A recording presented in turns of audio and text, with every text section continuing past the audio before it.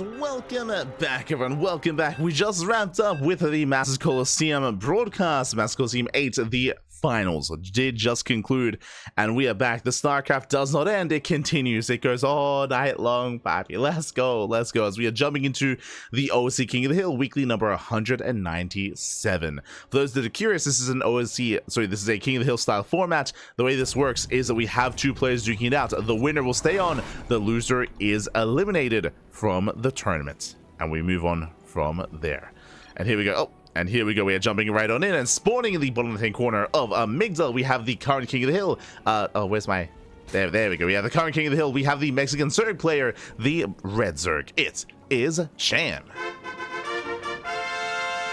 The current King of the Hill with 9 wins. With 9 wins under his belt, and spawning in the top right-hand corner, we have his opponent. We have the blue Protoss player. Representing Team Little Fairy, it is Shameless.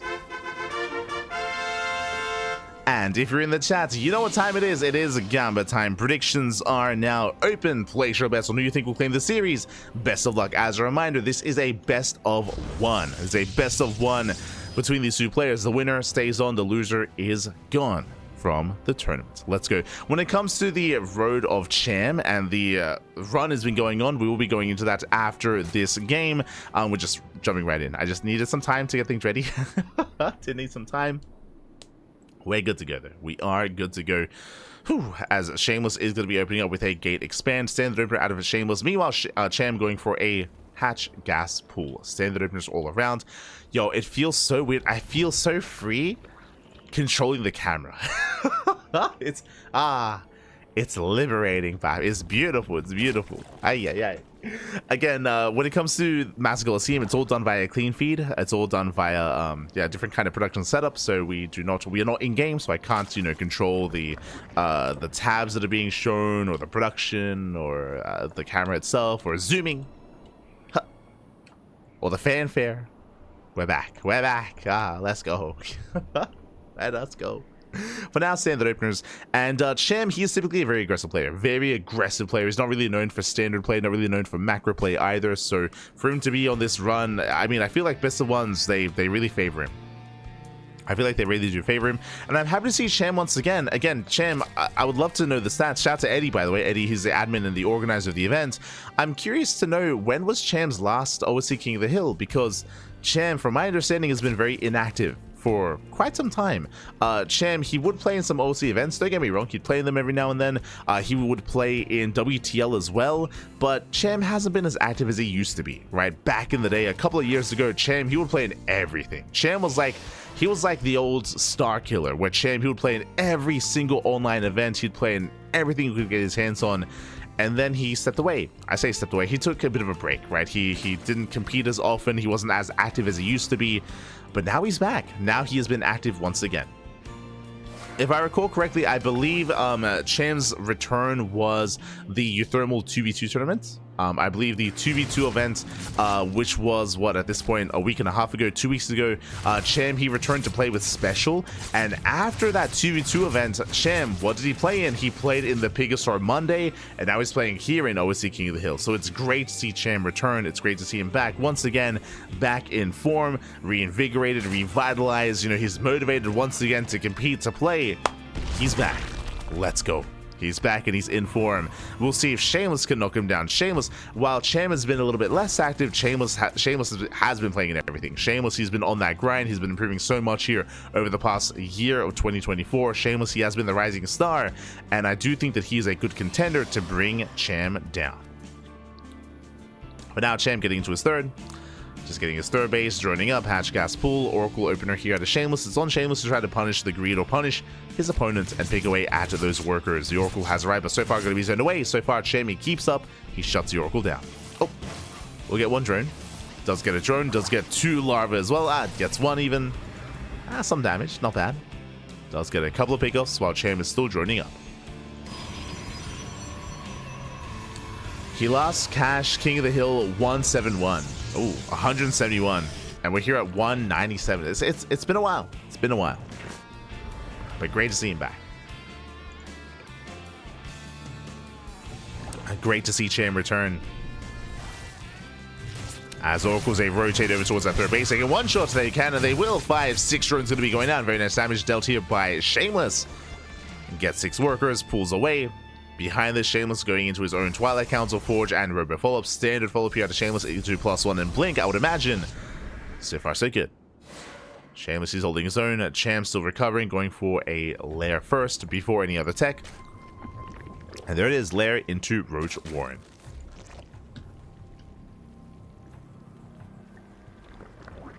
The big brain bouts. True, yes, you're not wrong. We did coverage during the Bondcast, but yes, Cham, he's been playing a lot of big brain bouts. Roddy's been putting him up against like I want to say like Cham versus like Fiant, Cham versus like Baby Marine, Cham versus maybe Hydra. Like I think I want to say like maybe four like big brain bouts. Like he's been playing in a lot of them actually, like for whatever reason, which is cool. Do appreciate it.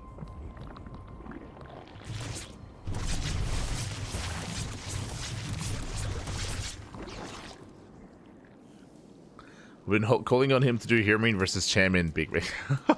That sounds like an interesting matchup, not gonna lie. I mean, they're both big, true.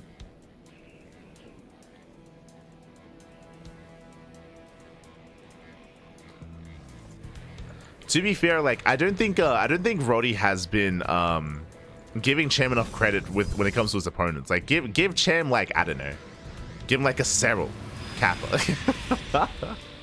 Give him Eva, true. Give him Eva. Give him Eva. That's what we want. Give him some Eva. Cham, so Eva wants it as well. Eva as Protoss. Ah, let's go.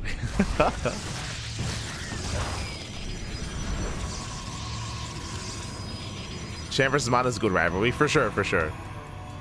Yeah, Cham is playing in the OSC mid-season playoffs. Meanwhile, you see Shameless getting across the map. Chargers have arrived, catching out the Queens. The Queen's going to be going down. Massive timing here for Shameless. I assumed it was going to be +1 on Blink, but no, it's +1 in Charge instead. And Cham, he is struggling. He's going to be cutting back. He does survive here against the main army. What about the expansion? What about the bases? What about the economy? 7 workers going down. Shameless, he should preserve the Archons, even reinforces. Going for the Ravagers. Yeah, Ravagers are going down one after the other. Massive catch here for Shameless across the map. Shamey knocks down the base. Oh, he was going all in. Shamey was going all in. The miles. Oh my god, massive. He gets both. He gets both Oracles. Massive connections. Does force a recall. But Cham, does he have enough? The Archons, they are back. Shield battery coming in clutch. Saves the Archon. Oh. Nice dodge here on the Biles. And Shameless, he will overwhelm. Across the map, 19-20 drones going to be going down. The economy is crippled. And Shameless, he defends. He shuts down the all-in. He defends. He attacks. He does everything. And Cham, he's running out of steam. He had a crazy win streak here so far, and he's still completely all-in, but even more so. As Shameless is on 77 probes. 4th base on the way. Shameless building up. And Cham, the longer this goes on, the worse it is for the Zerg player. I was ready for the 10-game win streak. I was here for it, Papi. I was here. Is it my fault? Maybe. Oh no. Why did I cast? Not like this. As we do Force Field the army. Massive catch. Roaches, they get locked down. Oh, where are those, Elsa? We need reinforcements. Cham trying to catch out the army.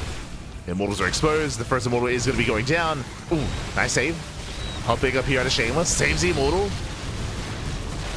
One of the Archons does fall, but GG gets called against Cham. He runs out of steam, and Shameless, he will end the win streak and take his first win of OSC King of the Hill 197. GG.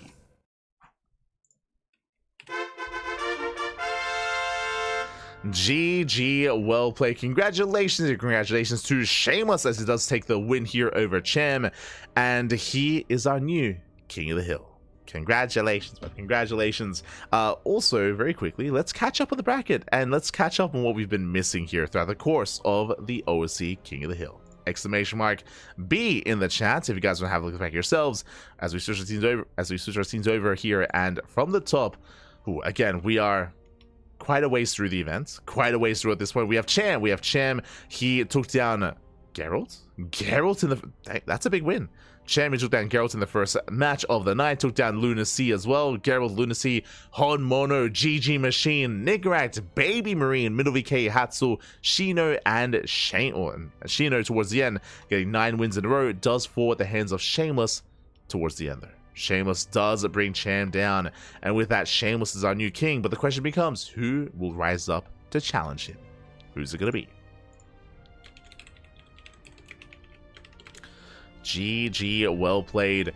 Who are we missing, by the way? We've gone through at least some of the Polish Protoss players. We still have players like Christiana, for example, Mana as well, Rodzin, of course. When it comes to the Terran players, we have already featured Nikract, Homono, and Babe Marine. I don't know if Milky Cow is an OSC Elite member. Milky Cow is another option. We could see Iba. Iba could step up to the challenge as well. Este Iba. Ay, ay, ay.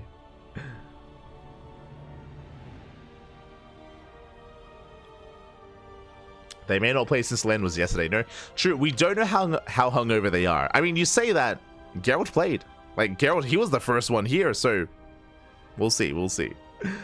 Geralt, he was a part of this. I don't know if the other Polish Protoss players are available. Don't know if they've been drinking or not. If they still are, it's possible.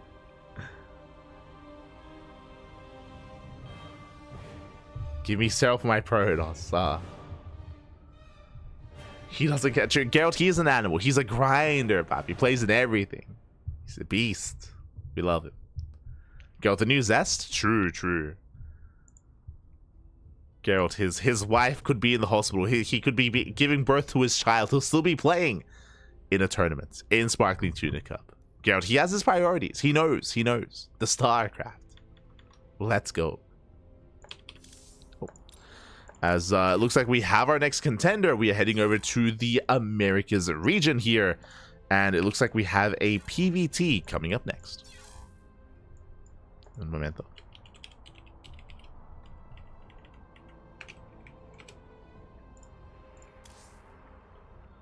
Here we go. Okay, so down goes a Zerg player, but we do have a Terran to rise up instead. As we switch our scenes over, Shameless, he does advance on the face-off against... Oh, not Cyril. Hold on. Hold on. There we go. Against Percival. Percival, the Korean Terran. Here we go again. Percival, he did recently return to the competitive scene as well. Percival, he did retire for a time. He stepped away from the game, but in December, Percival did return. Did return to StarCraft, did return to competitive play. It's been great to see the return of Percival here, but how does he compare to Shameless? Shameless, who has been grinding this entire time, who has been on the rise, has been looking very good as of late. Very good. Let's go. Beyond, not yet, not yet. I'm sure we'll see Beyond at some point, I'm sure.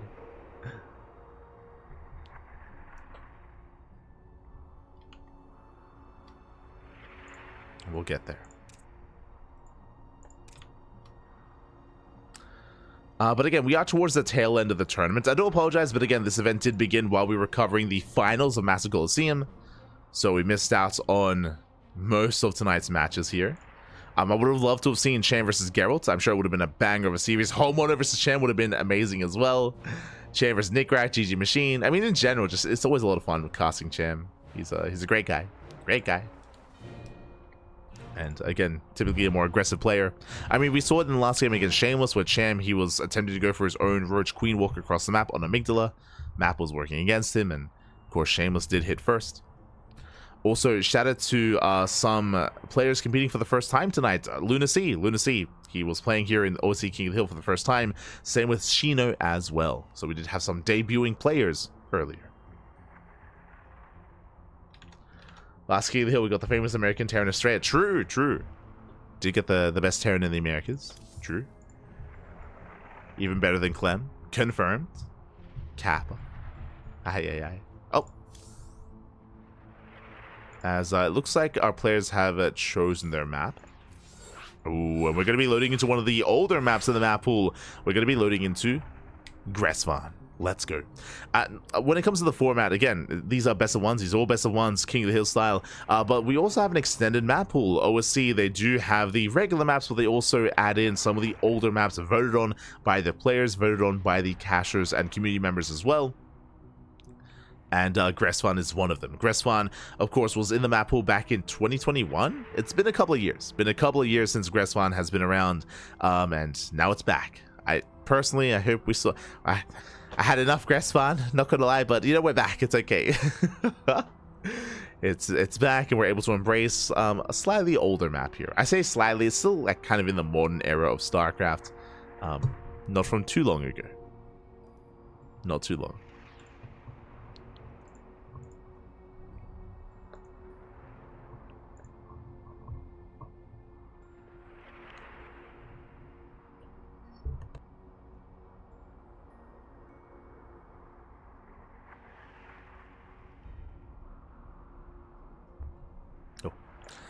As our players are setting up. And again, I hope you all had a great time here tonight, especially when it comes to Master Coliseum. Not gonna lie, I'm pretty worn out. I might reschedule the Enki cast just because I'm a little bit worn out after this weekend. It's been an intense weekend of StarCraft, so I might reschedule. For those that are curious, Enki, he hosted a Christmas invitational not too long ago, and it did not get cast in English. It was only cast in Spanish. So Enki was kind enough to share the replays with us, and I am wanting to jump on that cast eventually to cover those matches, but maybe not today. Might slip in a little bit. Maybe a little bit. We'll see. As we are jumping into our next match of the night, and spawning in the bottom right hand corner of Gressvan, we have the blue Terran player from South Korea. It is the new challenger himself, Percival. And spawning in the top left hand corner, we have the red Protoss player, the current king of the hill, representing Team Little Fairy. It is Shameless. We go. Again, Shameless, he is the new king, was able to bring down Cham and his reign of terror, of course. The terror of the Zerg, and now it's time for the Protoss. It's time. Aye. And if you're in the chat, you know what time it is. Prediction time. Predictions are open. Place your bets on who you think will claim this best of one. Will it go the way of Shameless or Percival? Coming into this, I do favor Shameless. I do favor him. Again, there's a lot of hype around Shameless when it comes to his growth as a player and his current state of play as well. Percival, I still have a really hard time judging how he is as a player. What I mean by that is that if this was Percival in his prime, you know, a year ago, I think I would favor Percival. But because Percival has been on hiatus for so long, because he's been inactive, he's still leveling up. He's still regaining his he's still regaining his lost skill from his time away from StarCraft. So I'm not too certain as to what his form is. We did recently cast Percival against Mana in Lima League. They did face off. I believe it was against Mana. And Percival did have a strong showing. But we'll see if he can replicate that here against Shameless. For now, economic opener. Single gas, racked expand. Yo, Terran? Mate, I spent the whole day, how long have we been live? I spent the last 8 hours casting purely Zerg and Protoss. Like, what is this? What? It's not a bug. It's not an alien. What's going on? What am I looking at right now? It's crazy. Terran. We're back. It's refreshing, and it legitimately caught me a little bit off guard. Let's go. It's been hours since I've casted a Terran game. It's been a day. We've missed you. Let's go. As Reaper is going to be zoned back. Behind this is going to be a Twilight Council opener out of Shameless. And the question becomes, how many gateways? How many gateways? How aggressive or how economic is Shameless going to be? Again, welcome one and all to Gressvan. This is an old map from a couple of years ago. Was a very prevalent map in the map pool and known for macro. The reason for, known for late game situations. The reason for this is because of how large the map is. A very long resistance by ground. Very defendable third base. Defendable fourth base as well. We just have seen many a late game on Gressvan, and we could get there again as well. It's possible. And typically greed and economic builds are the go-to on Gressvan. Can be difficult committing into aggression.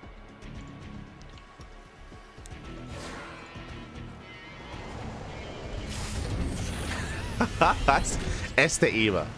Did we really miss Terran? I'm already missing my PvPs. Ah, true. I know you love that matchup. You love it. Oh, the Protoss. Este Eva. Mate, if you're playing tonight, you better play Protoss. Just saying. Just saying, Eva. Better be Protoss. For now, Percival does go for the dive, headed for the mineral line. Workers are somewhat lining up. One probe going to be going down. Two. Oh no! Oh my god! Does get 2 probes, and thankfully not much more than that, as the Hellion gets cleaned up and Shameless will defend. Shameless does hold, losing 3 workers in total. Percival gets a full scout, gets eyes on the tech of choice, but it's only 2 gateways. 1 gate in the main, 1 gate in the natural, 2 gate blink into a third. Very economic build by Shameless. Just rushing into a faster third base and going to be skipping out on warp ins and just having and working with a very small army. So economic build here by Shameless. Back at home, Percival is getting into his own 3-1-1 setup. Tech labs are set, and we have our initial tank production and Raven as well, I would imagine. So Percival just setting up here on 2 bases. Wouldn't mind drop here across the map. Oh my god. Does connect. 3 probes going to be going down. And can he escape? Ooh, not quite here as the Stalkers are trying to keep up. But Blink is done. But the Widowmine will get away. Oh, barely towards the top left-hand corner of the map. Just barely. 1 more shot would have gone down. 1 Widowmine does survive. Not too bad. Getting 3 probes for 1 Widowmine so far. But alas, unlikely for this Medevac to escape, as it's 1 shot away from going down. So should not make it into another mineral line. Shouldn't, at least. We'll see. We'll see if Shameless otherwise gets distracted at some point, and if Percival can free that medevac. Oh! But now going for the Observer, does catch it. Nicely done. Observer goes down.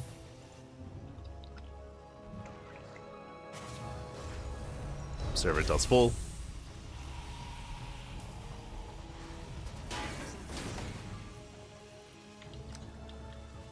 Remember when it was like 11 probes? Oh, those are the days. Those are dark times.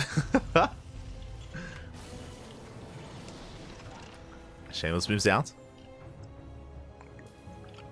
Behind this, going for a very gateway heavy composition, not going into Colossus or any Robotech yet. Instead, headed towards +1, charge, and a massive gateway explosion, committing here to a swarm toss style as 6 gates are on the way, 8 gates in total. 8 gateways for Shameless.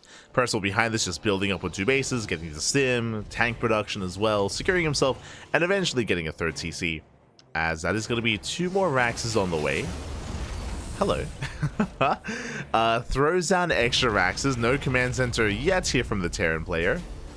And you have my attention, Percival, is he going to commit? Shameless is spots the army. Oh! Raymond taking some hits. And Percival, do we commit here to a 2-base all-in? Are we going to pull the boys? I'm mainly referring to these Raxes and the fact that we're not really set up here for add-ons. And yeah, there we go. The boys are being pulled. Percival, he does commit. And it's all or nothing. Either he kills Shameless or he dies trying. And Shameless, so far, he has not scouted this. He's not aware. The Observer was sniped. Prism moves out. And the Prism, it is going to be chased down. Stim is available. Oh no, he misses. The SCVs. Not quite aware. Back at him, what do we have? Shield Battery is now on the way, but very late. There are some force fields though. Sentries are ready, force fields are available. Massive missile goes off. Strips away the shields. And the base is going to go down. There's no saving this. Nexus does fall. Mineral Line is exposed. Zealots catch reinforcements though. Massive pickups. Tank going to be going down. But Percival, he commits. He's going in. Pushes towards the natural. Gateway under threat, boys. Oh, they do overextend. A couple of SCVs get thrown away, but again, that's going to be 3 tanks. That's a lot of tanks. When they're within range of the Robo. Yeah, the Immortal, it may not pop out. Yeah, it's not going to. The Robo does fall. And Shameless, he's up against the wall, but he's coming in for a surround. Again, very patient play here by Shameless. Does commit, comes in from behind, dives on top of the tanks. Oh, a little bit mistimed. Yeah, a little bit mistimed here. Tanks, they hold their own. Zealots, they melt, and Percival, he's done it. He breaks on through, takes down the Zealots, the Stalkers, the Immortal as well. There's nothing left. No shield battery, no energy overcharge. 1 Immortal, a handful of Zealots, and that's just not enough. GG gets called, and Percival, he does snowball out of control. Percival will take down Shameless and be our new King of the Hill. GG. Oh my god. GG, well played. Percival does take it. Very nicely done. Again, Shameless, it took him a little bit too long to realize that it wasn't all in. By the time he did, I mean, he had no shield by every setup. His third base was completely exposed, was vulnerable. Ideally, Shameless would have liked to have engaged ahead of time to slow down the army, to force a siege, maybe even force field to slow down the army even further, but alas, was not able to. And with that, Percival takes it. GG. GG, well played. Percival does snowball out of control. And with that, we have our new king. And where do we go from here? Where do we go from here? Who is our next challenger? Lost 100. Oh no. Oh no. Oh, the grapes. Not like this. Not like this. As Percival does take the win here. And we only have a couple more contenders remaining. Only a couple more. We have our next player stepping up to the ring. It is going to be a Protoss player. The Ukrainian Protoss up next. Percival versus NightPhoenix. Let's go. Let us go. Oh, not Nightmare.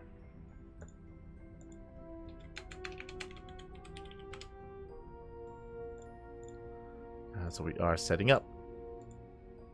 Vetoes are underway. The way this format works for this best of one is that the current reigning king of the hill gets one veto. So Percival gets one veto, and then it is going to be challenger pick. So NightPhoenix will have the rest of the maps available from then on forward. Where are they taking us? Bet all day for Spear. Oh no. Oh no. Not like this. Like, check Discord. Oh, what am I looking at? Oh, I saw you earlier. No, no. That's impressive. You know what that is? That's potential. That's potentially my potential. If only you committed. Best Protoss in Europe. You could challenge Clem for the title of Best Protoss in Europe. Unironically. Ah, no. 6.2k peak. Protoss.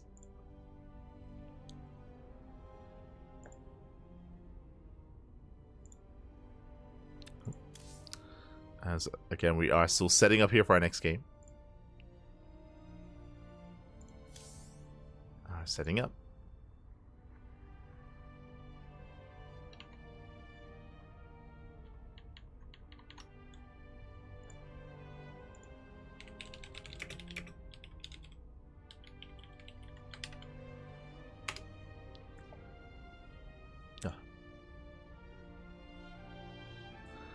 And we might just go on a short break here. Again, my throat is killing me.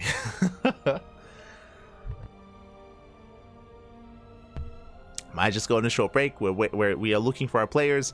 And again, we're kind of nearing the tail end of the event. I believe we have, what, 3 matches left? Let me just double check. Let's have a look together. Exclamation mark B in the chat to have a look at the back yourselves. Scrolling on down here. Percival and Shameless. And we still got more. We have 4 matches remaining here. 4 players left to go. NightPhoenix, of course, is going to be stepping up initially against Percival. Behind this, who have we yet to cast, actually? Iba. We still haven't seen Iba. True. Jumy. Where's Jumy? Este Jumy. I haven't seen Wayne, YoungYakov. True, there's some other CIS players that have yet to really show themselves. Byan. Always. Este Byan. If he's awake, I'm sure he'll step in. But for now, we're going to be going on a short break here. Just waiting for our players. If we can't find NightPhoenix, we might find a replacement instead. So take this time to enjoy yourselves. Get some water, get some snacks, get some food. Drain your disruptors, massage your marines, and hydrate all of your hydras. When we come back, we will have our next best of one. See you soon. See you soon.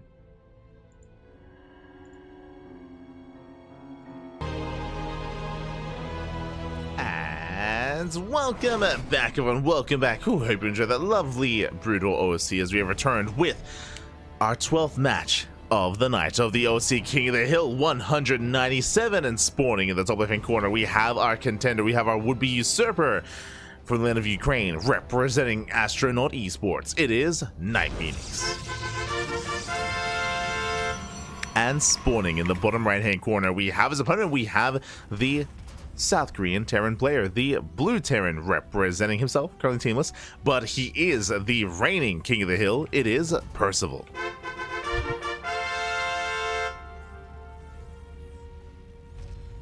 Here we go. Again, the TVPs do continue. Percival, he just knocked down Shameless. Shameless, he just fell at the hands of Percival. Now we have another European Protoss looking to stand in his way and knock him down. NightPhoenix, also known for more aggressive builds, is what I will say. Not necessarily known for more standard macro play, but definitely known for being in the face of the Terran. He is known for it. We'll see what he does bring to the table. Probe Scout going to be moving out. And once again, Percival opening up with a single gas geyser.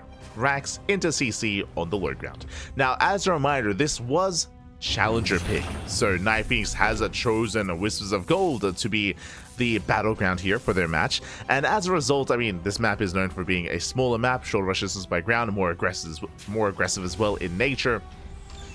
So my eyes are on NightPhoenix to see how he does open up, if he plays standard or not. I'm not expecting standard play, I'll be honest. I'm not expecting, like, for example, you know, Blink base opener, Twilight Council, 2-gate Blink into a third, no shot. Which is the opener that Shameless had gone for on Gressfan, if you remember, if you recall. Shameless has gone for a very economic build, which did fall to the 2-base all-in. Here on Whispers of Gold, we expect something very different out of NightPhoenix.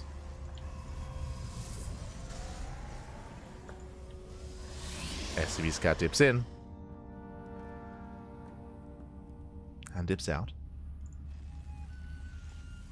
Back at home, Percival just going for his own factory follow-up. We'll keep an eye on the Raxes. We'll keep an eye on whether or not Percival goes for another 2-base all-in. I mean, they can hit quite hard, especially on smaller maps like Whispers of Gold, true, but at the same time, I don't really expect NightPhoenix to be as greedy here. Speaking of, NightPhoenix going to be opening up with a Stargate. Okay, interesting. I would say this is a bit of a greedy maneuver here. Stargate play and Phoenix play especially can be quite vulnerable. You can be quite vulnerable early on to early game pushes. So bold move here by NightPhoenix, opening up Stargate into, I would imagine, Phoenix, but potentially Oracle instead. We'll keep an eye on the Protoss, as the Adept does threaten the Shade. So far, Percival does keep up. So far, so good. Oh! SV does get away, diving into the bunker. NightPhoenix delaying mining time, waiting for those reinforcements. Marines and Hellions are on the way, and until they pop out, this Adept will maintain control of the natural. Reaper races back home. Hellion has arrived. NightPhoenix does not get the SCV, but the second Adept has arrived, and we'll go for the Reaper. Oh! Gets a Reaper. Reaper goes down. Gets one. Doesn't quite get the other. But not a bad trade. As Adepts say, recall back home just in time. They get a Reaper. They get an SCV. They pull back, and back at home we have a Phoenix production. Interesting. Okay, it's going to be a Phoenix follow-up here by NightPhoenix. Percival back at home going for a Widowmine drop follow-up here. Similar to the previous game. It's quite similar. Hellion dives in, does not quite get too much scouting information during the vision, and Percival, I believe, has no idea what's going on. Has not seen the tech. Doesn't know Phoenixes are on the way. Doesn't know. Oh, sorry, my apologies. Yeah. My apologies. Predictions are open. Predictions, they are open in the chat. Oh, the mine shots! Ooh, massive connection. Mine shot goes off, but the medevac does go down, and the drop is denied. Nicely done here by NightPhoenix. Diving into the main, forcing a cancel. Again, the Cyclone Viking on the way. Percival had no idea that Phoenixes were coming out, and Percival, he's on the back foot. But for those of you in Twitch chat, the predictions are open for the next couple of minutes, so I do apologize for forgetting, but they are now open. Get in while you can for this best of one. And so far, the opener is favoring NightPhoenix, is favoring him. Again, the big reason for this is because Percival had no idea what was going on. Job gets shut down, and now he's stuck at home. He's going to be trapped back at home. And NightPhoenix is going Phoenix Colossus, actually. The Robo is done, and the Bay is on the way. The White Shot! Boom! White Shot goes off. Gets a Phoenix. Nicely done here by Percival. Very nice setup. Forces back the army. The base halfway done. Third base on the way. And NightPhoenix did get a safety Immortal. The Immortal is here. Has a semblance of an army to work with. As Percival, he's sharking around, looking for any stray Phoenixes. He's looking.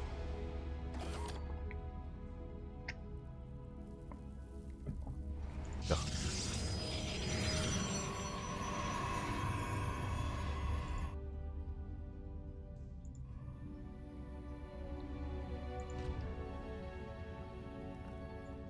He's looking. Not again! The mind shots. Time and timing, they just keep connecting. They keep going. Then the mind shot goes off. Thankfully, the Phoenixes are still alive. Scan reveals timing at the third base. Percival is aware.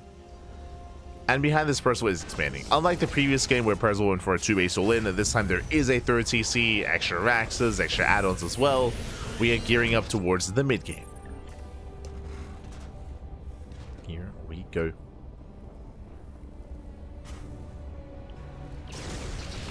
Alright, gearing up.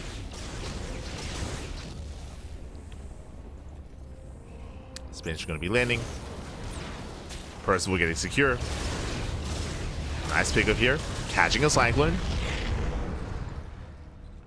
Cyclone goes down.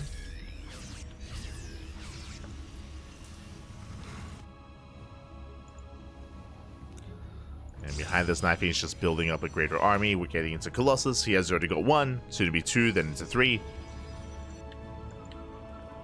And Percival should be stuck at home until his upgrades do complete. I'm referring to Combat Shields, Concussive Shell, 1-1. Until then, NightPhoenix is looking quite comfortable. He's chilling. Big chilling.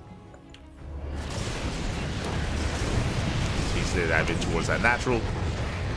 Getting 2 more SCVs. Keeping Percival busy. Oh! Let's catch a Phoenix. Not bad.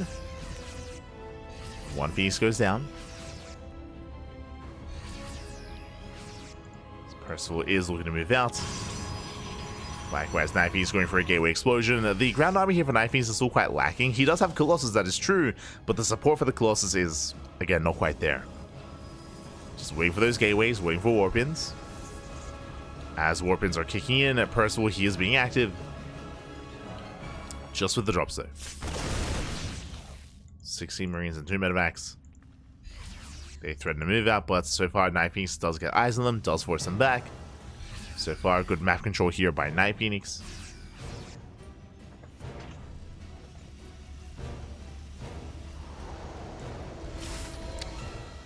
And Percival is still just building up. Ghost Academy is done, making 3 ghosts at a time. Oh. Spotting the army. I believe, with the scan, does not see the force as NightPhoenix does move out. It's pushing towards the third base. Percival getting in position.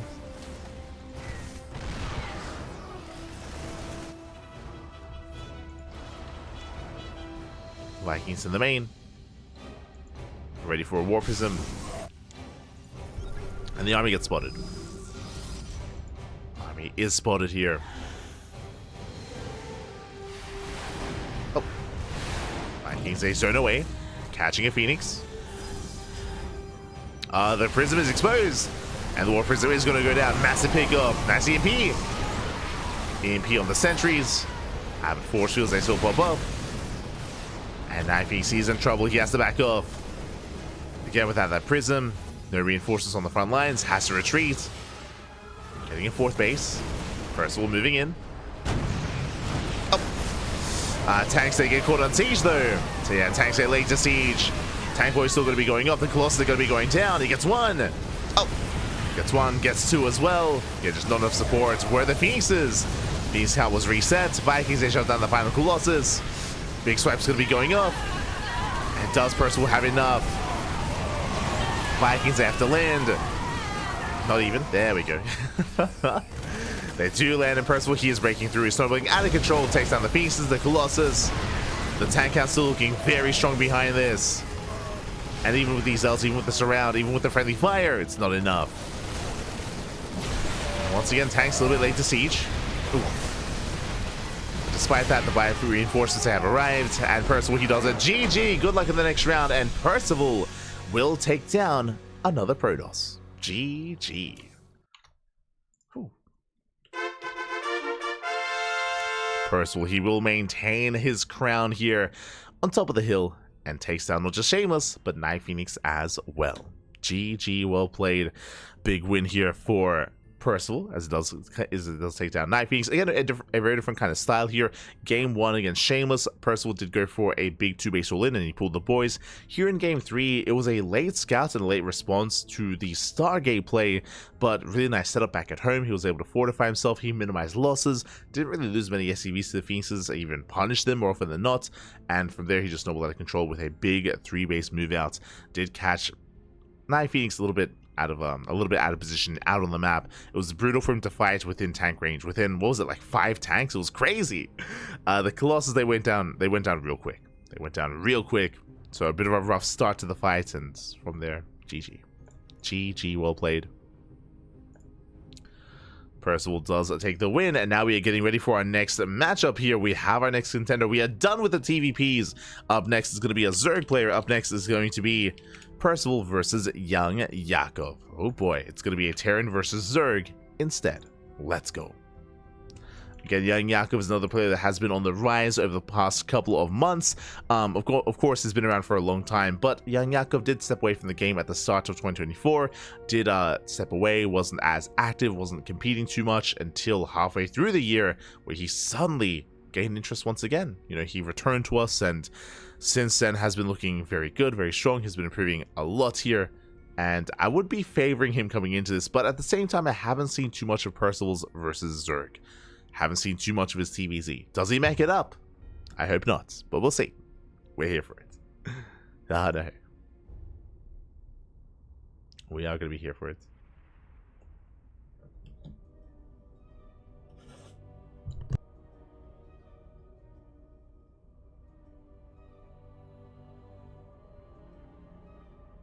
Oh. And so now we are going to be settling in. And once again, vetoes are on the way to determine our next map of choice. Oh boy. Now, YoungYakov, we will most likely be featuring him this weekend as well, as Figro Cup is going to be over the next week or so. That is, of course, at the end of January. I'm sure YoungYakov is going to be all over that. Of course, did recently defeat Wayne in a ZVZ, but that was a different matchup. And again, I'm curious to see how YoungYakov compares in a ZVT. We have been casting him against players like Nickrat and against Milky Cow, more players of his own region. But against Percival, I'm ready. I'm excited. Show us what you got. Show us that Terran versus Zerg action.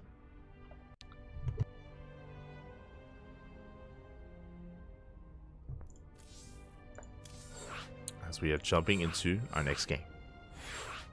Into our 13th best of 1. Ooh, and again, it is going to be challenger pick. YoungYakov once again going for Gressvan. I mean, I'm sure a lot of these players have a lot of fun memories on this map, but it was played out quite a bit. But again, is known for its longer macro games. A lot of bases, wide open spaces. Features that we don't really often see anymore. Not in the current modern iteration of StarCraft. Not anymore. Here we go. Spawning in the bottom right hand corner of Gressvan, we have the South Korean Terran player, the Blue Terran. Now with a 2-game win streak under his belt, the current king of the hill, it is Percival. And spawning in the top left hand corner, we have his opponents. We have the red Zerg player,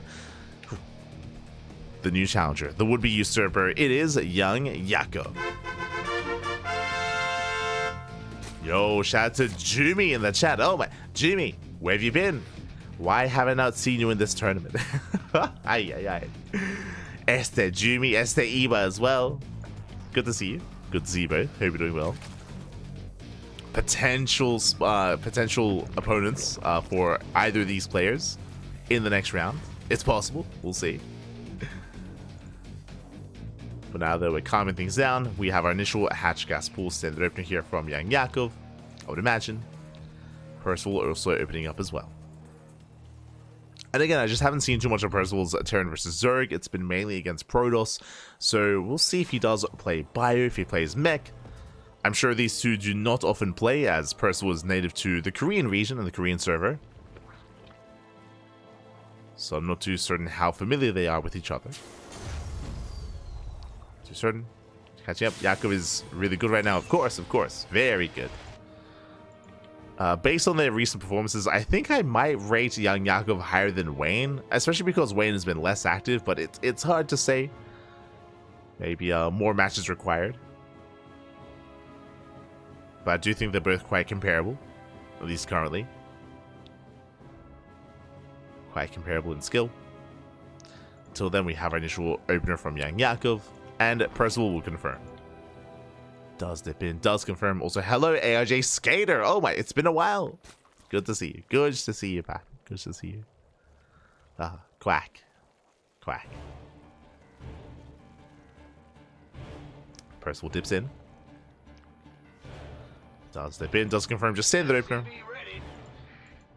Gets eyes on the gases, make sure there's no crazy early Roach Warren or Bane Bust or anything like that.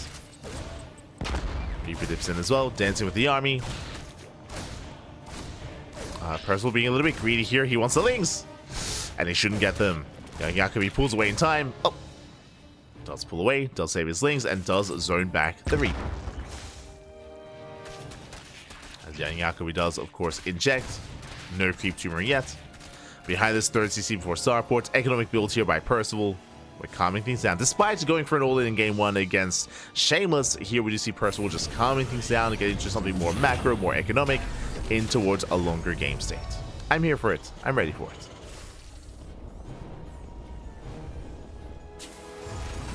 True, you're not wrong. Wayne did take down Classic. Yo, that was a crazy series, by the way. we were fortunate enough to cast it, but yes. Wayne and Classic, they had a best of 5, which did go to game 4, if I recall correctly, and was very intense, very intense, very fast.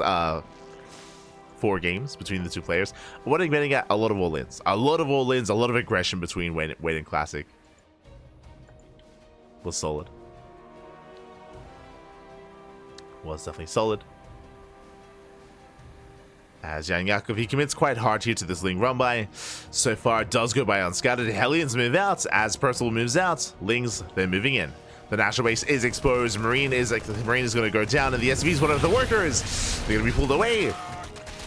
That's a lot of economic damage. Percival, he's racing back home. SVs are going down, and this is just so much damage already. Getting to 9 SVs. 9, 10, soon to be 11.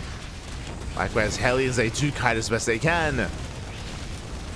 But this is too much. 14 SCV kills. Can he get 15? He gets the Hellions. He gets 1. Barely does not get the second. Barely not. But a Hellion and 14 workers, just like that, YoungYakov takes a massive worker lead.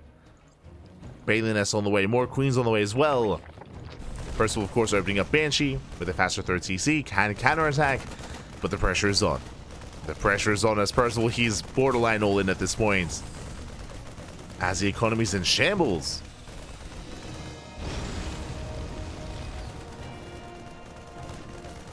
It's in shambles, man. What do we have? We have 5 Hellions. 5 Hellions and 2 Banshees. They have a lot of work to do.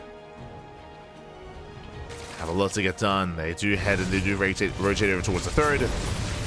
Queens are keeping up. 2 zone Percival away. It's going to be zoned back. YoungYakov once again setting up another Ling. No shot. No, not again. No shot. There's nothing at home. The Hellions are out on the map. The Banshees as well. There's what? 2 Marines to defend. No, and I'm getting deja vu as Lings, they just overwhelm the Marines. Workers going down once again. The run-bys, they just don't stop. Hellions, they race back home. That's another 4 SCV kills, 5 SCVs. Workers at Percival just cannot afford to lose. Not again. Not like this. 5 more workers. Banshees, they get across the map. They do get some drone damage. Not bad. They get 3 drones, but this still pales in comparison to what's going on across the map. Going for the Queen. Queen does fall. Banshees towards the main, going for another queen as well. Uh-oh. They take a lot of damage. And Yakov, he does respond. That's another 5 drones. Not bad. Not bad damage here from Percival, I mean. But he needs more. Does need to get more done. As YoungYakov, he double expands, getting a 4th base, getting a 5th as well. Taking all his bases. Joining up. Likewise, Hydra Den on the way, so he's going into Ling Bane Hydra. And Percival, he needs more of the same. I mean, he was able to get 5 workers with his Banshees. That's a good start. He needs more. Whether it's with Banshees, Hellion Runwise, drop play.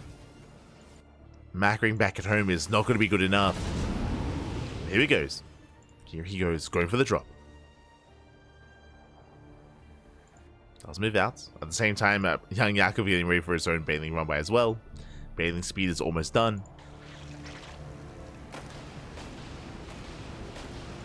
Percival, you can threaten the mineral line. Going for the queen. Dust them in. Queen goes down. Nice pickup. He does target down one of the Banelings. Good target firing. Meanwhile, there's not really many workers to kill here. Banelings, they get shut down. Nice defense here by Percival. Just not enough. Oh! From Yakov. Really not. Yakov building up back at home. Has drawn up to 80. He's gotten up to 88 workers. And despite the economic damage that was dealt earlier, the supplies are looking relatively similar, only for now though. Now that YoungYakov has drawn up to 88, I mean, now he can just commit here to everything else. Commit to just purely Ling Bane, a Hydra production. And YoungYakov, he's soon to max out. He's soon to just snowball out of control. There's still a small window here where Percival can trade. It can trade and get damage done. Ooh, nice target firing. Once again, Percival with the control. Does target down, what, 4 or 5 Banelings. Very nice. 9 in total.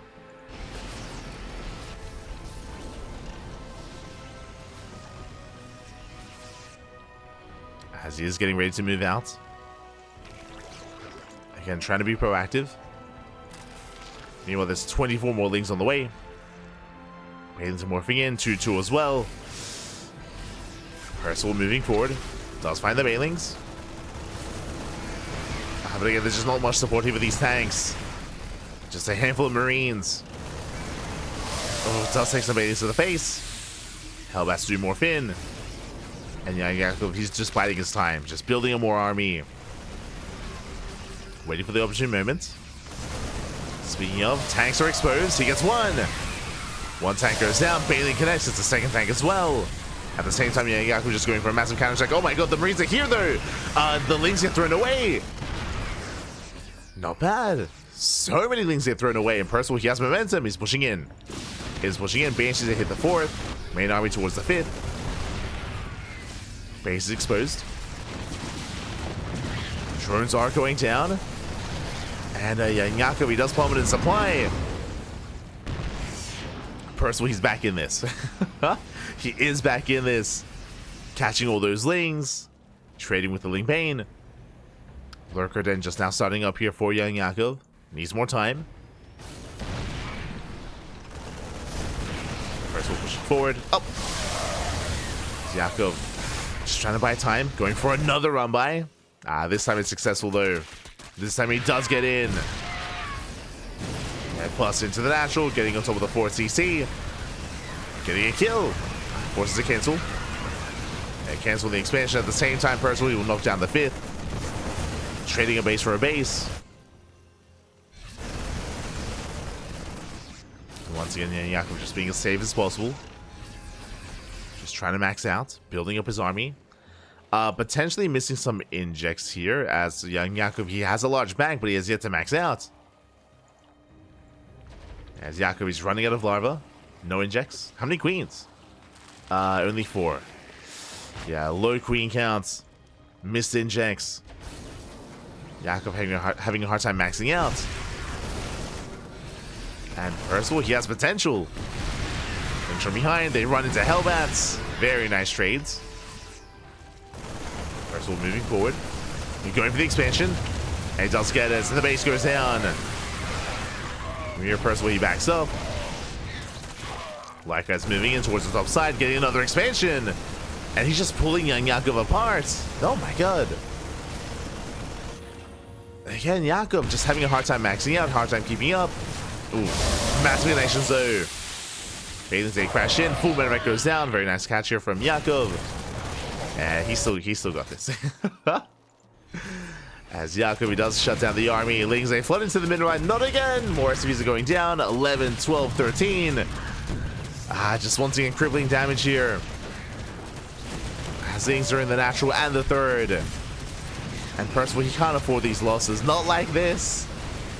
He had some nice trades. He had some nice moments sniping bases, but not like this. Despite sniping bases, he has no economy. Down to 30 SCVs. And the Lurker army is here. The Lunkers have arrived. YoungYakov had to max out. And he's just pulling Percival apart. He can't keep up. Not anymore. And here come the Lunkers. They go straight for the third. Even came some of the production. These are somewhat lair-tech Lurkers. They have range. They can Hydra from behind. Tanks are exposed. And YoungYakov, he breaks Percival. GG gets called. YoungYakov, he dethrones Percival, and he's our new King of the Hill. GG.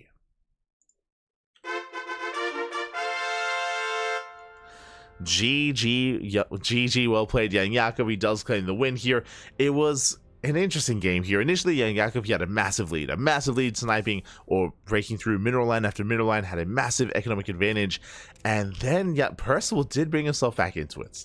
He was down in the series, down in the game, but he was able to make a game out of it himself, catching bases, getting mineral lines, sniping queens, trading well against the Lings. Overall, some nice moments there from Percival, but still not enough to overcome the deficit that he was playing from. And in the end, GG. GG, YoungYakov does claim the win. And the question becomes, who's up next? Oh, we have the answer to that question. We're heading over to the European region. Up next, it's going to be a ZVP here. It's going to be a Zerg versus Protoss between YoungYakov and one of the lovely players in the chat. It's Jumy. Let's go. Not Iba yet. Este Iba.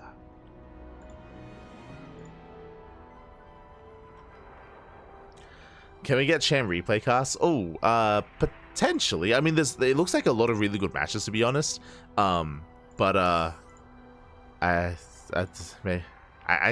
could try to collect the replays, maybe. But if we did, I don't think I'd cast them today. We've been live for almost 9 hours. I don't know if I can do 2 12-hour casts back to back. I don't know if I have it in me to do that. I don't. No.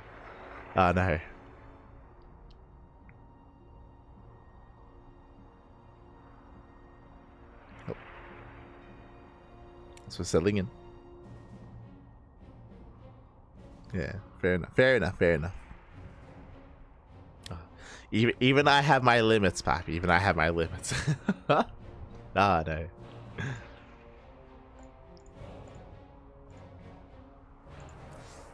Oh. As it looks like we have our game.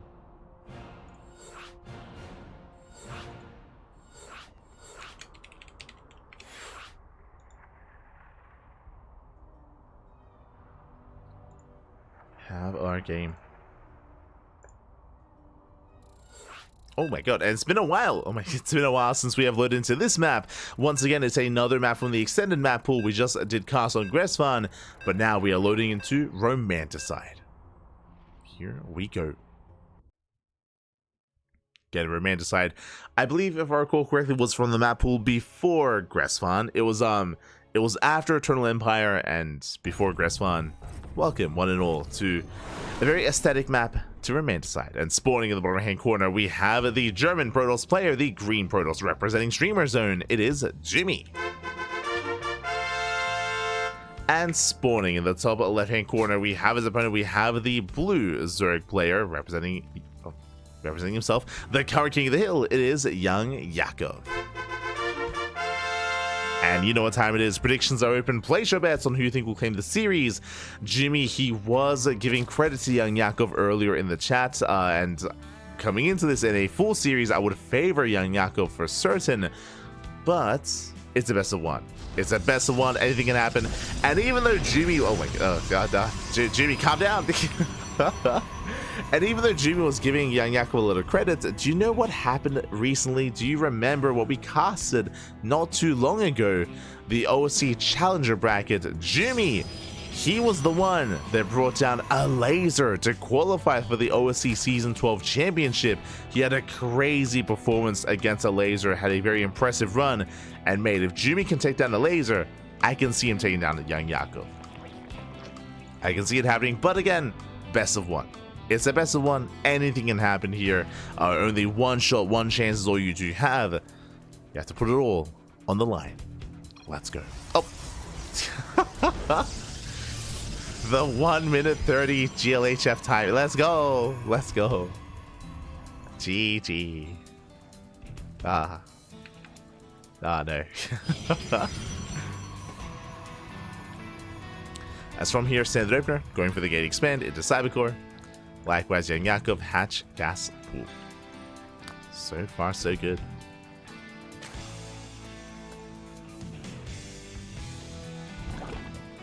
As we're calming things down, embracing Romanticide. Oh, of course, welcome one also Romanticide. Again, this is a bit of an older map. I want to say like 2022, maybe 2021 era and circa of StarCraft, of EPT. It is a very large map, known for macro games as well. You can very easily split the map in half. There are some certain choke points and attack paths here towards the center, which can be quite difficult to break through. Likewise, there is a high yield gas geyser expansion in the center of the map with a ramp coming into it, also a very defendable location. I recall many times in a split map scenario with Skytoss and Zerg and being in this position. Likewise, there's only one attack path towards this southern base, so it can be quite easy to fortify and just wall up and wall off. So we could be here for a while, as YoungYakov, he's rushing to an early Evo chamber into fast +1 range. Now this typically means we're going to be seeing lings into Hydra production, into a lair. That's typically what this means, but we'll keep an eye on YoungYakov. We'll see if he does go for something more aggressive, something more committed.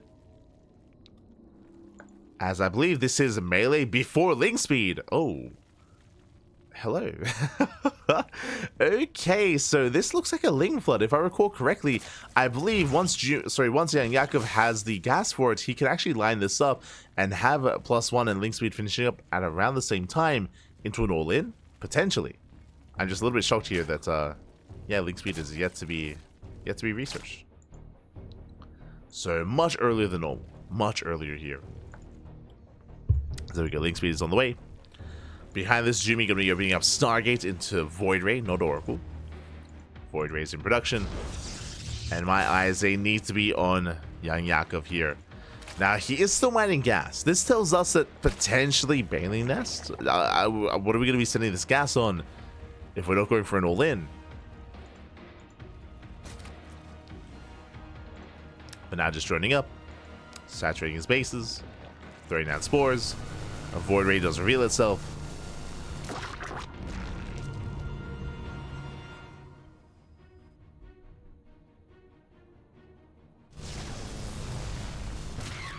Jumy does move out. It's moving out, hunting down those overlords. 4 more overlords on the way. Upgrades are about to finish. No lair alongside this. And YoungYakov is still just droning up. Droning into a Roach Warren. Are we just gonna rush into like +1 range here? Like what's the plan? What's going on? There it is, 20 lings in production. That's a lot of lings.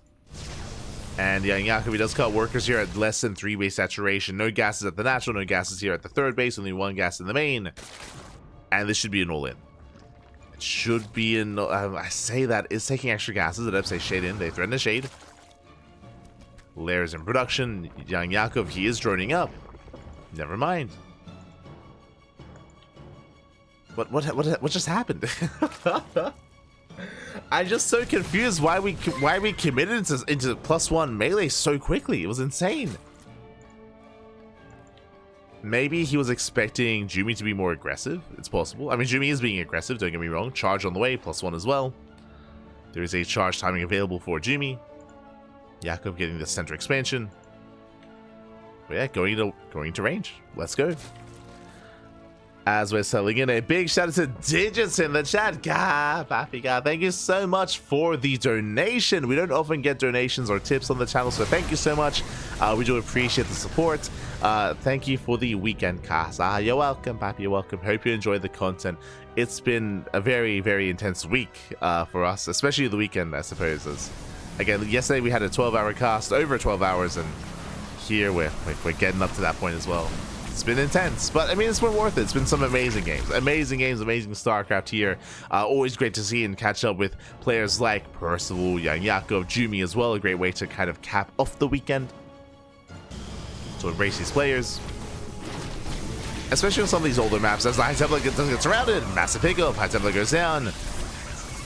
Behind this, Jumy going double Robo into double Immortal production. And likewise, Spire is on the way. Both players going in their own directions here, and we are indeed droning and macroing up.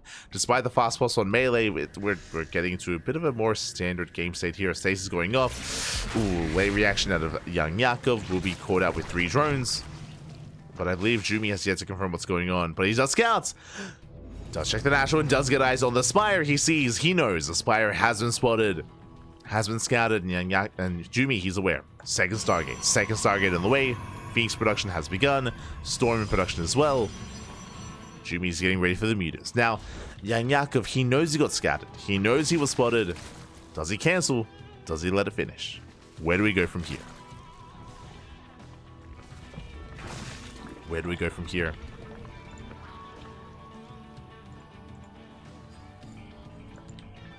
Yakov, he is still amassing his Roach army. Hydrogen is now done. Spire, it looks like it will complete.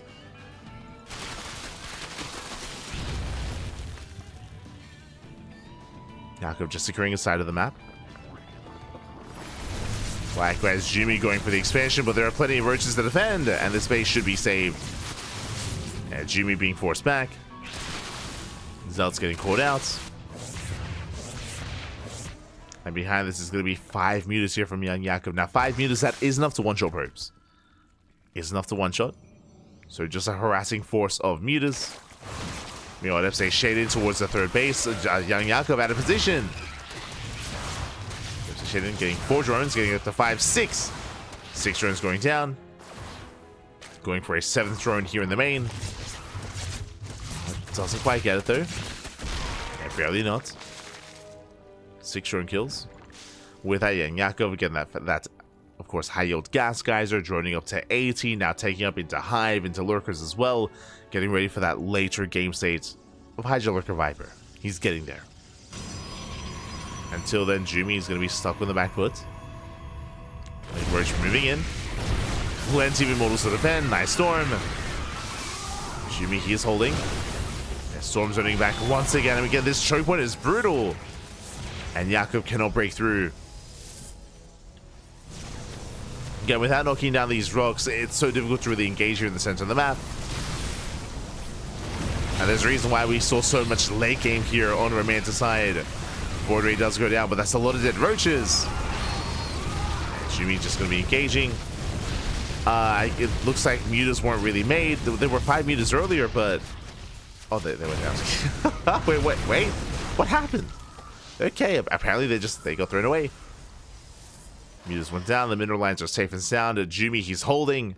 And he's catching up. He's catching up a supply. Going for the fleet beacon into Sky Toss. Overseer does confirm. YoungYakov getting another expansion. Backing up. But he committed quite hard there. There were so many roaches that went down. That was 20 roaches in that assault. And now he backs off, taking up into Lurkers. What did I say? Lurkers are on the way. Tempest production has begun. Yakov, he is aware. He did see the fleet beacon earlier. So he is aware he's on the timer.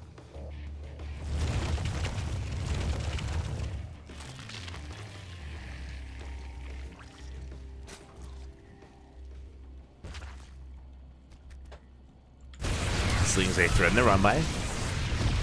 Jumy's still just building up his Death Blow army. He's got so many Immortals. Oh my god. Now, when it comes to a ground-based army like this that YoungYakov has, Mass Immortal can break through.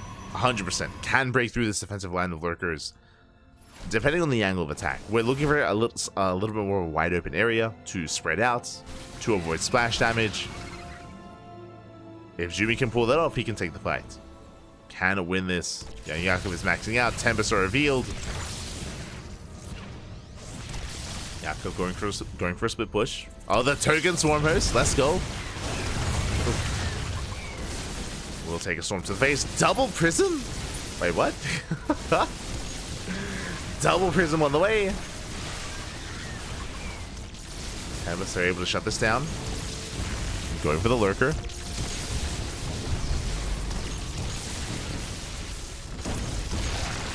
The Lurker's too full. The double prism is going to be finishing. Let's go. Jumy moving in. Starting back the army with their storms. Lassie can't quite break through. Not like this. Not with half his army. Nice storms nonetheless. But Lassie has to back off. He has to retreat. Big launch here from YoungYakov. Takes down an Immortal. Gets one. Gets two. And trying to get three. Barely won't be able to. And Jumy has the high ground. More reinforcements have arrived. Here come the Tempest. And he has detection. He will clean this up. YoungYakov, he overextended. He should not be here. Losing every single lurker. As one lurker barely survives. And YoungYakov barely holding on, getting up to 90 drones. And Jumy's not solving. Where are the prisms, by the way? What happened? Okay, they're out. War prisms have arrived. Prism into the main. And Yakov, though, being kept busy, does shut it down. And that means the base is going to fall. There's no saving this. Hatchery should go down. Things coming from behind.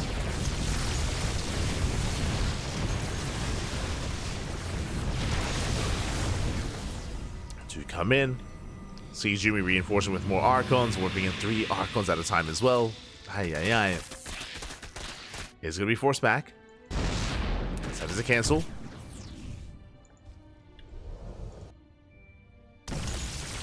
Jumy turns back around. Just moving in, looking for an abduction. Going for the Tempest, he gets one. Oh, but the storms are brutal. One Tempest goes down. Storm connects.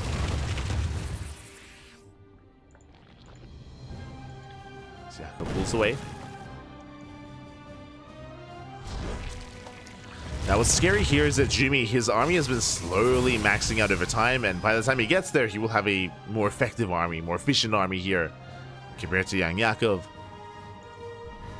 As we do see, Jumy has almost reached his final form. He's almost there. Could do with more Tempest, as he's making 2 Tempests at a time.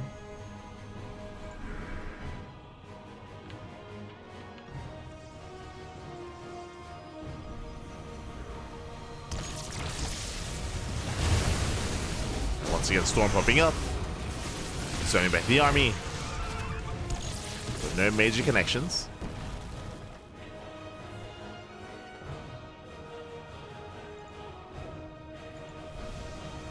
Nothing major yet. YoungYakov taking up towards the Greater Spire, towards Broodlords. But Jumy, he has now finally maxed out. Took quite some time, but he got there. Got to a maxed out army. Can threaten a dive.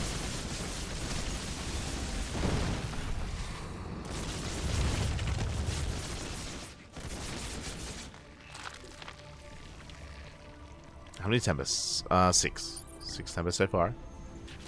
Mothership's on the way.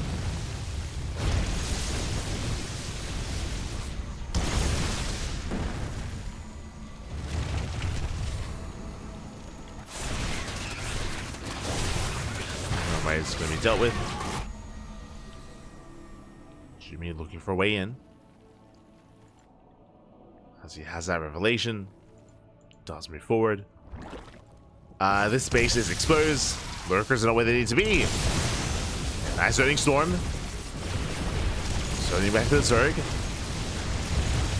Workers, they go for the dive. Once again, the Storm zones away. And Jumy doesn't have to commit. He's shutting down storm after storm. Pulls away. Can just always rotate once again.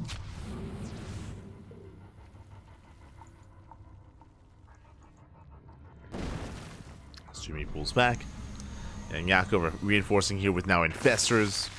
Let's go Kindness Plating on the way. Oh, gets a kill. Let's get a kill in the hatchery. Moving in. Pushing into these Zerkers still not going to be easy though.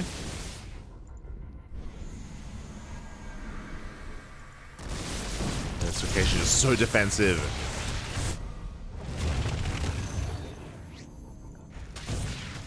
So the army does recoil towards his offside. Mothership goes down, but he dies with all of those Corruptors. And Corruptors take a lot of hits. Nice trades. Workers are coming in from behind. Where are the storms? Do we have any storms left? It doesn't look like it. Lurkers are pushing in. Nice moving here from Jumy, but it's going to be a one-way trip. There's no escaping out of this. It's going to try to. Lurkers, they pour in. Massive shots going up. Jumy's getting caught out. He's going to get surrounded. This is not it. This is not the play. From here, tries to recall back home, but he leaves behind some units. Leaves too much behind. Oh, at the same time though, not bad, getting 16 drones. 16 drones going down. The tech as well. The Ultra Cavern, the Lurker Den. Okay. Jumy maintaining a greater economy. He's on 75 workers. Killed a lot of drones. Took down some bases. And Jumy can remax.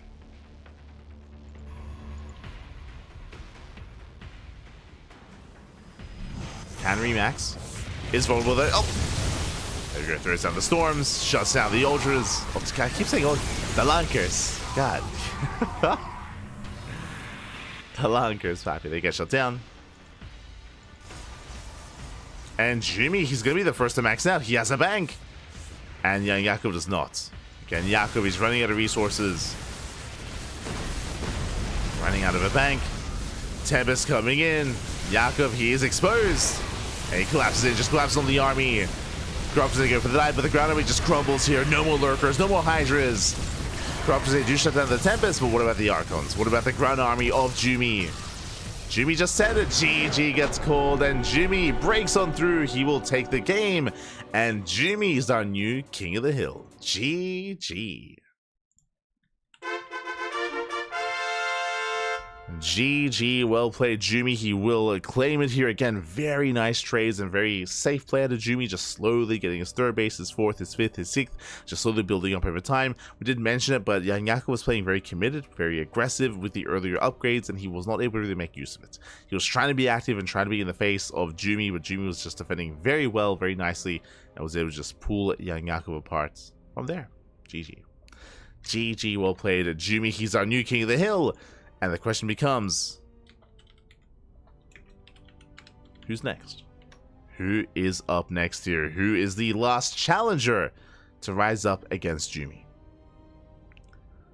As exclamation mark B in the chat, if you guys want to have a look back yourselves, I believe this should be, yes, this is the final best of one of the tournament. The final chance here to be the last remaining King of the Hill. Now, the way this works here is that whoever is last standing in the tournament, whoever is the last player standing, will be invited and will be given the option to be the starting player for the next OSC King of the Hill. They have the option to be the starting player.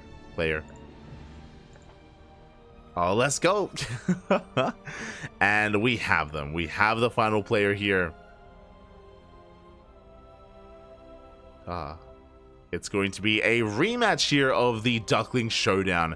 For those that were here at the start of the year, you would know that we did have some show matches to kick off 2025 and to wrap up 2024. And one of those show matches was a best of 9 between Jumy and Iba. Let's go. Let's go. We have the final series here of the night. The drama, the history between Iba and Jumy is there. And we're here to capitalize on it. Beautiful. Beautiful. Jumy versus Eva. Really the only way this could end. The only way.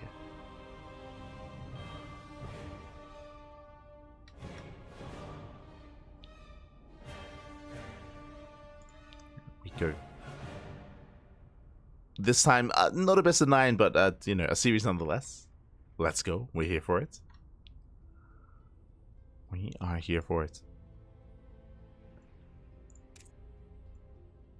Hold on, I have to message them.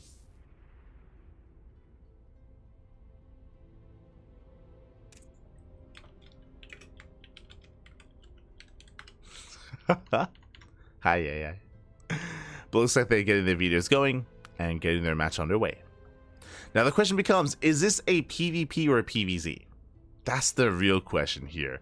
Eba, he of course does play a lot of his Protoss instead of Zerg. His Zerg is his main race, but he has of course been having a bit of an identity crisis, has been playing a lot of Protoss as well, is quite good at it. So you could argue that certain Protoss matchups are actually better than his own Zerg matchups as well.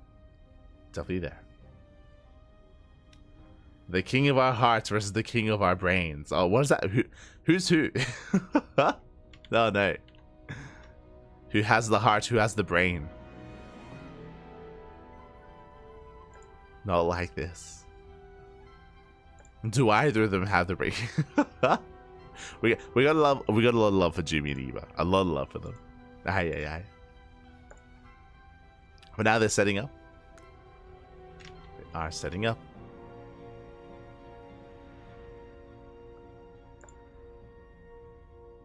And we will soon have our final game of the night.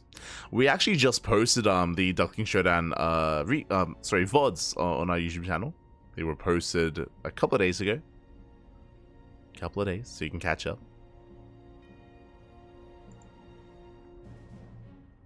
By a lot of love, we mean a whole K-drama scenario. Yes. For those who do not know, there is a lot of drama between Eba and Jumy. They were 2v2 partners. And everything was all good and all right in the world. They, of course, were competing together, playing together, and then one fateful night, Eba, he cast Jumy aside. He cast him aside. He did play. Just despite the history between them, did start playing at 2v2 events with another person, with another player, and what was Jumy to do? What was he to do, Pappy? Just didn't even matter anyway. He was cast aside, left all alone. Smurge, Pappy, smurge. So heartless. And now we're back. We're facing off here in a best of 1.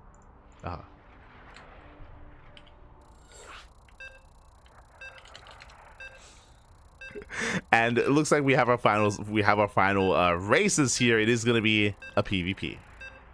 Let's go. Not PvZ. The Protoss. Jumy joined Young. He did. He joined YoungYakov. That's what happened. He found someone better. A replacement. No. And spawning in the bottom right corner, we have the current king of the hill. We have the German Protoss player, the green Protoss representing Streamer Zone, with 1 win under his belt. It is Jumy.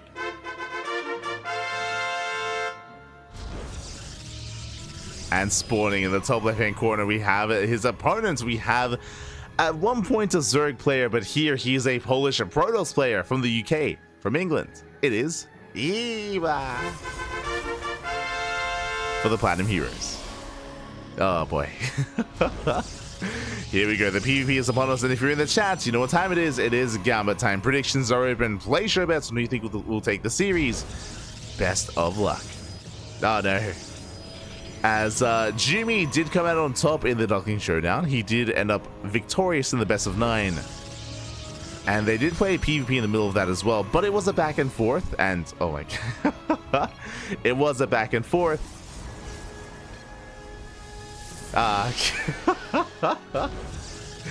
And we'll see if Eba can avenge his fallen Zerg. His fallen Zerg comrade. Question mark. I mean, now he's Protoss, to be fair. Is Protoss. Oh no, true. The shade, Pappy, the shade. Yeah, he's cast away his Zerg facade. Nah, no Zerg, not anymore. He's Protoss. Always has been, always will be. The Protoss. Here we go. No, you'd rather play late game win to lose. I love that strat as well. Ah, no. Too real, too real. We've all been there. Late game win to lose. Feels bad, man. Este Jumy and Eva. But we're settling into not a PvZ, a PvP. When it comes to PvP, oh no. Eva, where did the Protoss hurt you? Where did he hurt you? Not like this. But again, a big reason as to why he has been playing Protoss here, has been improving quite a lot. When it comes to PvP, I'll be honest, Eva is usually not really aggressive. He's not really too aggressive, assertive, or all-in. Typically more mid-game oriented. Except Cyril. True. No. Skill issue. Feels bad, man. Feels bad. But yeah, he's usually not too assertive. Usually we do see, you know, natural base into a third base, into a solid economy, into the mid game, into mass stalker aggression. What I will say is that a lot of the skills, or a lot of the micro skills of Eba do translate, so he actually has really good blink control. It's terrifying. Do they not? No. I mean, they're setting out their hallucinations. Hallucinations moving out, getting rid of what's going on. Again, just 2 gate setups. Oh, the shark! I mean, we were talking about how Eva usually doesn't all in anyway in this matchup. Oh, he's, yeah. Confirming. He doesn't. He doesn't. It's like, yeah, that's why they suck, because you don't all in. And not wrong. Not wrong. From here, Jumy going for his own Robo follow-up. Now, with a Robo, typically we should be seeing a more defensive stance out of Jumy. This leads into Immortal production. Speaking of, there it is. Immortals are amassing. As Jumy, he is down in Stalkers and down in Blink. It's going to be Blink here from Eba, Immortals from Jumy. So from here, Jumy should just be building up his Immortal count, getting a 3rd expansion, and just building up from there. Getting up to 2, 3, 4 Immortals before moving out. From the side of Eba, it's going to be on him to gain map control and to be aggressive, be assertive across the map. 3rd Nexus on the way. Blink as well, as we settle in. And again, Jumy, he's going to be, for the most part, stuck at home. I say that is 4 sentries, though. Oh, let's go, the Hallucination Prism! He's moving out. As he moves out, Eba moves in, and this 3rd base is very exposed. Doesn't check. He's distracted. He's distracted here by the army. Eba, he turns around. The 3rd base gets saved. He saves the 3rd. Is this where Jumy recalls? Is this where Jumy moves in, then just recalls back home? He commits. Force fields, they lock him down. Ooh, but who's locked in with who? As Jumy, he just fights up the ramp. Does push in, takes out the Stalkers. Going for the sentries as well. Army coming from behind. The Immortal does catch out the Stalkers. Jumy, he can commit. He can commit in. Does reinforce with slow lots as well. So let's have a ride. Just a very chaotic fight. The Immortal is going to go down. But still, Jumy might just have too much. So just waiting for those warpins, waiting for reinforcements. Jumy moving in towards that 3rd base. Shield batteries out of energy. Eva barely holding on. He's barely holding. Dark Shrine on the way for Jumy. Oh. Going for the expansion.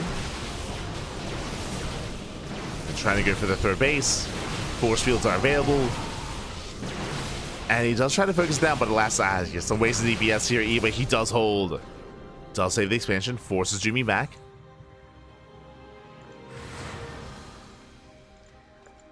In chat, last team they played Eva, Coquette and Jumy played together. They did. That was after the showdown. That was after we had mended the relationship.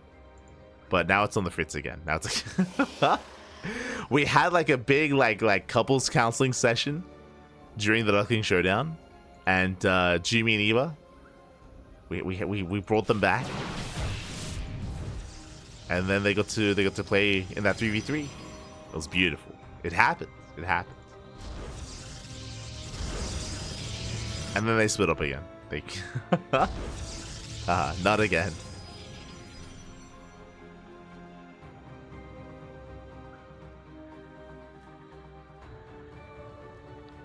As Eba does hold on, does save the base, getting his fourth, getting fully saturated. Likewise, Jumy has a comparable economy here. Not just that, but here come the DTs. And that's towards left-hand side. Dark Templar are warping in. They're massing up. Dark Templar are available. Likewise, Jumy rushing into Disruptors. Base on the way for those Disruptors. Eba in position with the Observer. Does spot the Dark Templar. Eye slips in. Does slip in regardless. Going for the Immortal. Is on a move. There we go. Going for the Probes. Probes going down. Other DTs, they hit the third, or at least they should. Just one Dark Templar for now. Does recall back home. That's some decent damage, getting 4 probes. 4 workers. Jumy back at home, just getting his own 4th base, building up Archons. The bay is now done, and we should soon be seeing Disruptors. Disruptors should be on the way.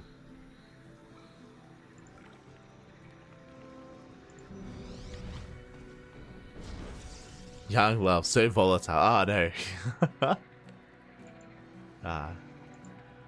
It's fine. They'll find each other once again. It'll be fine. Oh. Jumy does move out. At the same time, Eva going for a massive counterattack does hit the natural. Deep out of the gateways. Not bad. Disruptor is on the way. Jumy, it looks like he does have enough to break through, though. Getting on top of the 4th. Does rush into the mineral line. At the same time, Eva coming in for a better angle. Does come in. Catching out some of the Zealots. At the same time, Zealots, they do warp into the main. Probes are going to be going down on both sides. Yeah, mineral lines are falling. 20 workers and 8 and 17. Oh, Jesus. But the production is under fire.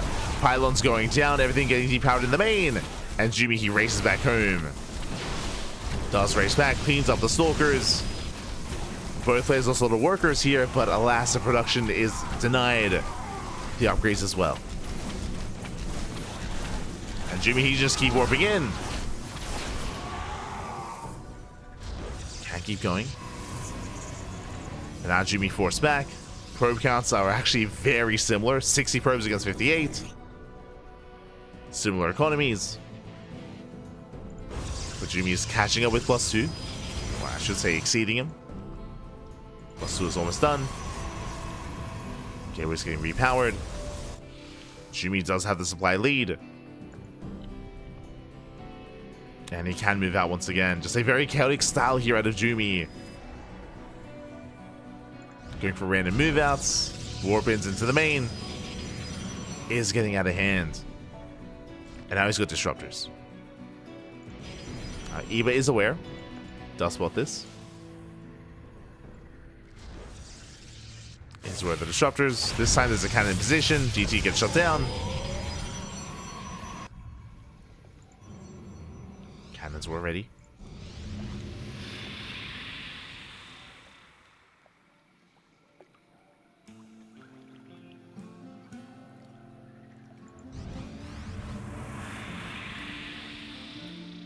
There's R setting up. Again, Jumy does have a lot more potential with his force just because of the Disruptors. He's got 3, soon to be up to 5 Disruptors. And what does Eba do? How does he answer that? For the time being, he's stuck with his own Charge or Archon composition. Warp prison towards the natural. Going for the cannon.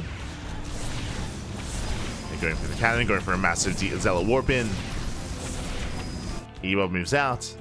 And Jumy, he does not overreact. Oh, the Nova! Massive connection! Takes down the Zealots. That's it on there by Jumy.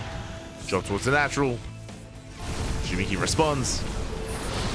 And he can't engage with the main army. Nova goes off. Once again, connects in. And you can't split, not with Archons. They're too thick.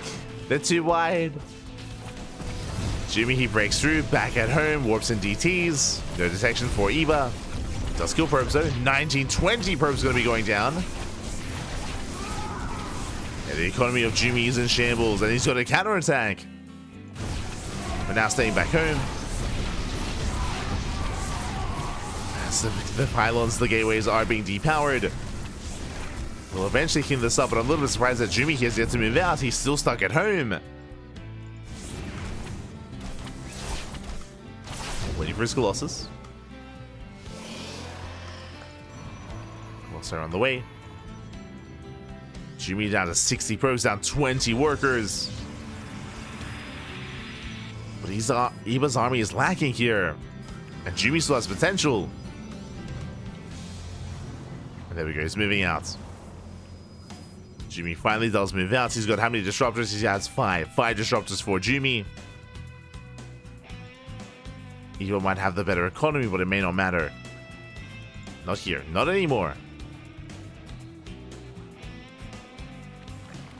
Jumy moves out.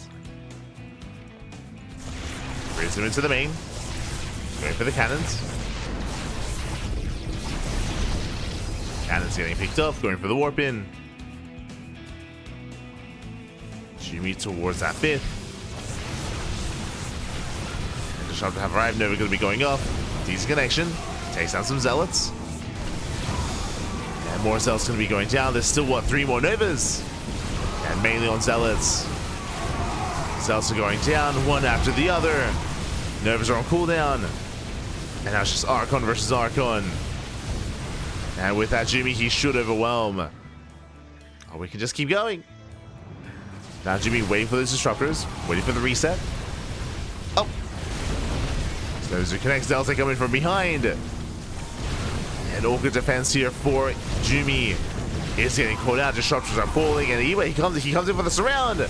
Wow, the warp ins, they do surround, they shut down, they force the recall. And Eva, he can go, he can just keep pushing. He has momentum. Send it, Pappy, send it. Back at home, no disruptors, just Colossus. And without disruptors, I'm not so sure that Jumy can hold. And Colossus, they can trade somewhat well. Swipes are coming in. Okay, Eva splitting up his Zealots. Zones the army away, going for the expansion, does force a cancel. Keep on pulling back. Getting his own bay. Eva backs off, Jumy can recover. Another Zealot run by. Guess another 5 probes. Guess another 5 workers.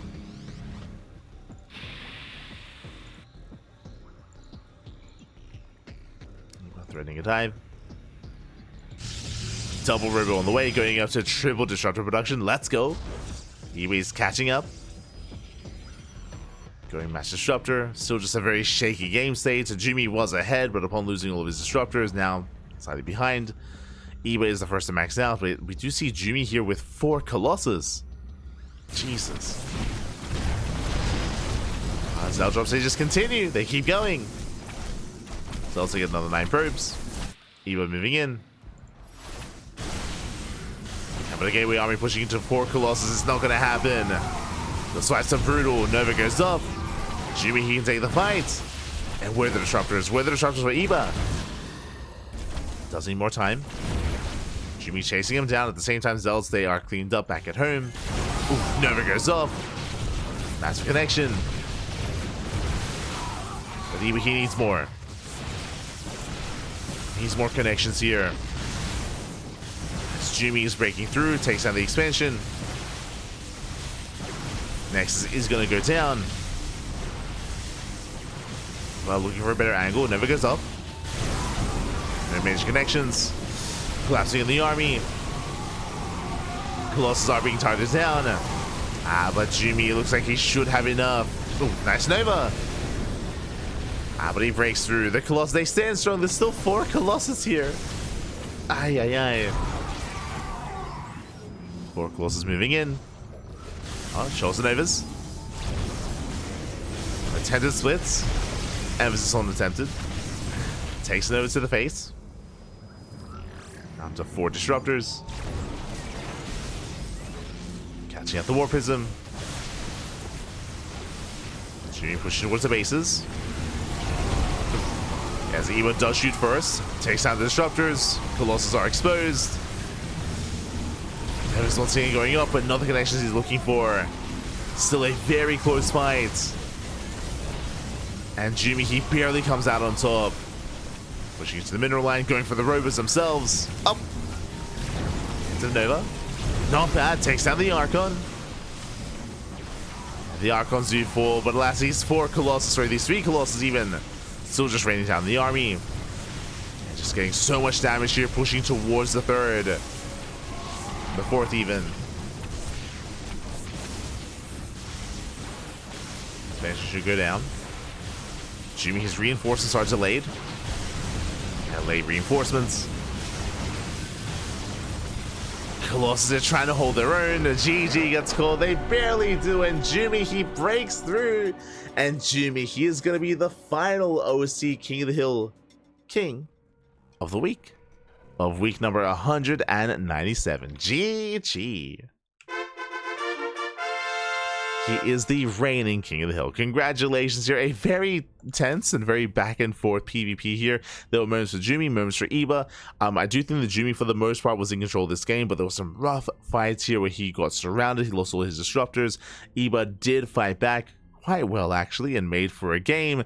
And GG. It's one of those matches where I would love an extended series between these two, but alas, a best of 1 in the end. And Jumy does claim it. Jumy does take the match. GG, well played. GG, well played. With that, Jumy does, or I should say, is going to be invited to the next OSC King of the Hill. He's going to be invited as the starting player for the next OSC. Whether or not he accepts that invite, yet to be determined. We'll see. We'll see when he is available and when the next OSC King of the Hill is going to be made live. Again, keep an eye out on the social medias for when the next OSC King of the Hill is going to be taking place. We sometimes do cast it ourselves here on the channel, but at other times it does go the way of Steadfast or Chicken Man, Dave Testa, Wardy, so many other casters that get involved when it comes to OSC events. So do consider following OSC. They'll tell you. They'll tell you where and when the next event takes place. They'll tell you when. Otherwise, thanks for watching. Otherwise, we're going to be wrapping up. Again, it's been a long cast, a very long cast. It's 5 a.m. here in Australia. It's 5 a.m. It's been a 9.5-hour cast, and we're going to be wrapping up here for the evening. We were going to be casting in 6 hours. In 6 hours' time, we were going to be live with an Enki replay cast of the Enki Christmas Invitational. But because we did just so much casting here tonight, and because I'm a little bit fatigued, we're going to be putting that on hiatus. So we're going to be moving the Enki cast to another day, which means our next broadcast here on the channel is going to be in how many hours time?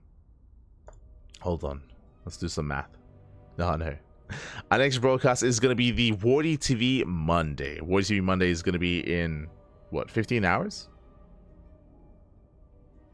19 hours time. So we're going to go and get some rest. Oh sorry, hold on. Sorry, 18 hours time is going to be the Wardy TV Monday. So we're going to go get some rest, and that'll be our next broadcast. Again, we were going to be casting in around 6 hours, but I think for now we're going to be putting that on hold. We'll take it a little bit easy coming into Monday, a little bit easy, and we'll most likely reschedule the Enki cast for Friday. Friday does look a little bit more open for us. So it should be Friday instead. Otherwise, thanks for watching. Thanks for watching. Thanks for the support. I hope you guys enjoyed the weekend and the week of StarCraft. I believe we might have an updated calendar or schedule graphic.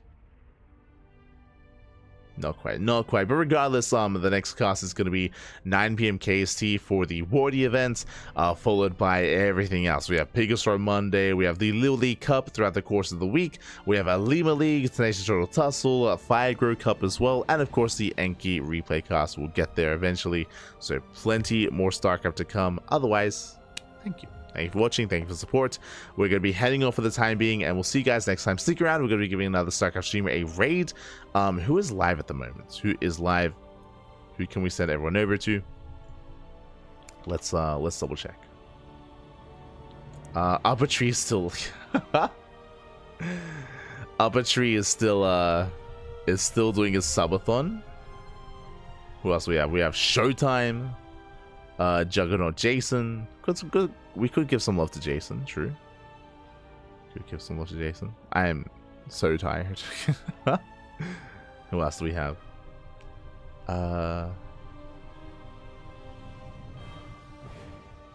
Wooman 12. True. Wooman, he rated us. He did rate us the other day.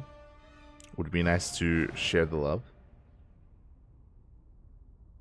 Until then, we're gonna be getting some rest. Until then, we're gonna be heading off, and we will be back tomorrow for some Wardy TV Monday. Until then, thanks for watching. You can follow us on all the social medias. You can follow us on Twitter, Facebook, Instagram, YouTube, and Discord, all things CranKy Ducklings, and likewise, you can check out our Patreon. Shout out to OSC again for hosting this event, and for, of course, hosting the OSC Championship, which is, of course, currently occurring, and we are going through those replays as best we can throughout the course of the next month. Upper Tree, yeah. We'll give it to Upper Tree. Give it to Upper Tree. Otherwise, thanks for watching. I'm gonna go pass out. I gotta go, bench. Thanks for watching. See you guys. We'll see you guys next time. Ciao, papi, ciao. See you next time. Hasta luego.